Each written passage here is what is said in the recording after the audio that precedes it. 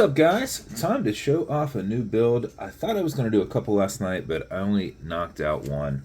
Um, this one, it took a little while to get together, so that's probably what the holdup was. But this has a couple cool things going on with it. So this is one of my V3 pilot dials that we did radioactive style. And the cool thing with this is it is a lasered steel where the style in which we do it, it depends on how you look at it to actually see everything, because everything kind of will ghost. So when you pop it in the light, you can see it easily. But when it's not in the light, it's actually very difficult to even read any of the numbers. So you can see, like with my shadow on there, how it's difficult to see the bottom numbers there. So it's very cool, as you can probably see in the, well, unless you go on my Facebook page, you won't see the pictures of this. But the way it came together in those pictures is pretty awesome, because some of them you can really see the numbers, some you can't. So that's a cutout. These are cutouts, and then the little dots in here are cutouts. So it's a very faint lume in there outside of the larger areas, but though they are cut out and they are backside loomed. But this is a steel dial. It's decently thick. Did a set of black Moldova hands on it. This is one of my 350 cases that I soaked in ager, and then when it came out, I spun it on a Scotch-Brite pad to put some brush marks in it, and then I soaked it in gun oil to both neutralize it and remove that smell. I did a black titanium Atlas bezel, and then one of our custom lasered and aged radioactive bezel inserts. So it's done minute style. So it's essentially a continuation of what's going on in here. Also had an milled caseback that we then engraved and then I aged. And it's a completely different metal, so it ages different. So it's not as dark, but you can still tell it's distressed.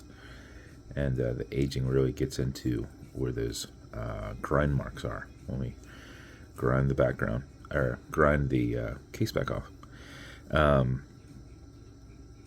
Radioactive engraved crown, and then this is on a super thick, so it doesn't have a lot of pliability. So when you go to put it on, you're going to notice I didn't put lug extensions on this, though we could always do that if you ever needed them. But it still fits just perfectly fine. It just doesn't have any flexibility here. I have 1.8 millimeter spring bars in here to keep this nice and solid. This is a super soft black suede. And then I have a radioactive engraved Preview black PVD Preview buckle. So this isn't Cerakoted, this is PVD. You get it done like that. So we've got some nice silvers in there. We got some nice blue-gray aged in there. We've got some lasered steel, and we've got some black. So we're running with the same overall color scheme of silver to black. So I thought the thing came out awesome. I love the dial. I've been trying to do a couple of these. If you've seen those first Defender video that I did where it was like 5 watches of the same, he was wanting kind of like a two-tone gray. So we did a lasering on it, and it really came out awesome. But the consistency of making them all the same way was a little tough, so we had to make a lot of dials to actually get us there. Just because sometimes it reacts a little bit differently. And it didn't always matter if we did, 10 passes on lasering out, because we were just lasering out the background. That's actually what this is. The numbers themselves and what you can see as the shine is what the original dial looks like. The background is what's actually lasered. So sometimes you can do 10 passes on this one and do 10 passes on another, and it's a different color tone. So we did an excess of those dials, but they all came out awesome. The whole point of them, though, was to essentially be the same. So with these, each time I do something like this, it will probably look slightly different than another, but unless you got them side by side, you wouldn't really notice that. So that's what this is a lasered background steel dial, just to give it a color variance. But I thought it came out pretty awesome. And then this, over time, it doesn't matter how it looks, if it gets, nicked or anything, because the whole point is it's supposed to look distressed. I was going to do a little bit on the crown, but since you're engaging with that all the time and all the time, all the time, you essentially will self-polish it off over time. Not that it's not, still going to look cool, because it would still be in the crevices. It's one of those things where I did it last night, and if I wanted to do that, I'd have to soak it for a while. I know I say a while, 20 seconds. But then it's making sure that I neutralize that and don't get it inside where the gaskets are and such. So I thought, you know what? Let's just leave that in a nice silver, because technically it still goes with the quote-unquote polished parts of the dial, just the unlasered parts. So, but anyway, sorry for talking so long on it. I put it together last night, and I thought it came out pretty awesome. And I saw this whole thing here, and I was like, that's kind of perfect, where like some of the aging didn't get on it. It's like, that's actually what we wanted, because you can see the aging has kind of come off on the top and on the bottom. So that just made it a perfect candidate for a watch like this, where I did not get aging on there. So that's the watch. As with every build, it's going to come with matching beads. Now these ones right here, the wife wasn't around, and I had a set of beads.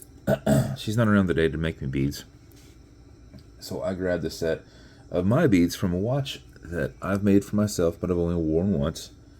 So I was like, you know what? Those have that distress color in them, and they've got a little bit of lume to them. All right, are these lume or are these just cloud beads? Hold on, let me check. These might just be. Okay, they are. They're just cloud beads. Because I was like, wait a second, I can actually see like marbling in there, and with the lume beads, you don't have that. So anyway, they match either way. So I said, well, we'll take care of that. Me not having to wait till she's home like an hour before the event, where I have to get pictures and a video and update information real quick. So matching beads. It's also going to come in one of my new slider boxes. Just so you know, I overstuffed these. So when this goes on here, it just barely gets to one of these on here. But the whole point of it is it doesn't move around when it's packed and shipped. It is tight. So that's kind of the whole point of that. If you're going to start use your box and take it around with you, just take some of this fill out of it. The whole point of it is to get it to you. But slider box just fits in this. That's it. Nicely sanded, a little BVW there on the side. So it's a mix between the last boxes and the first boxes that I did, and kind of put together. And then lastly, you're going to get some fine scratch remover. I say fine scratch remover because I'm thinking of it because it's not over here. Why is it not over here? But anyway, I'll go grab some. You're going to get some watch cleaner. This is a foamer. It's good on all glass and metal. So everything right there in the center of the watch. It's non-streaking, non-toxic, non-residue. And you're also going to get a microfiber with that.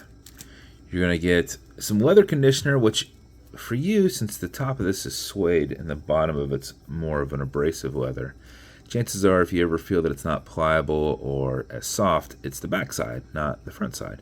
So apply this, let it soak in, and remove any excess. A little bit will go a long way. And then that fine scratch remover that I was talking about, that apparently I need to, there it is, you can read it. So this is Novus 2 from Amazon, just repackaged. It's like Polywatch, but I can do about 20 of these in these bottles for about the same price as 3 Polywatches. So put a tiny bit of this on the glass and buff it out if you ever scratch it. If you do scratch it, not that big of a deal because it's kind of going along with the theme anyway. But put it on there, buff it out with your color matching microfiber. If you see the scratch going up and down, just kind of go left and right. You're trying to fill that scratch, and you just buff on it, put a little heat into it, and clean it up, haze it. You're essentially hazing up, then you clean it up.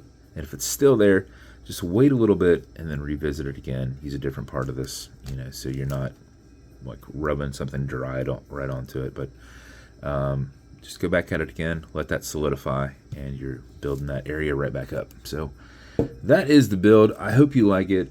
I thought it came out pretty awesome. It was a late night build, and it wasn't necessarily planned. I just happened to have that bezel insert with that logo on top. And I had it sitting off to the side because it was for a Fallout build that I ended up not doing. I went a different direction, which is the last Fallout that you saw. And this bezel was made to go with it. But that last one I did was a full lumen, and the insert that I had wasn't a full loom, so I obviously didn't use it. And I had it sitting off to the side, so just happened to all work out. So that's the build. If it's going to you, I hope you like it. Sorry for talking about it so long, but I thought it came out pretty cool, and I wanted you to know about the dial because I'm trying to do more of these. I want to do some krakens like this. I want to do some anglerfish like this. I just like the overall look to it, and I don't know if we can do it with brass or not, but we'll try. So that's it. If you want me to build you something custom and unique, reach out and I'll see what I can do. And if you want to continue to see videos like this, like and subscribe as I put them up all the time. Thanks, guys.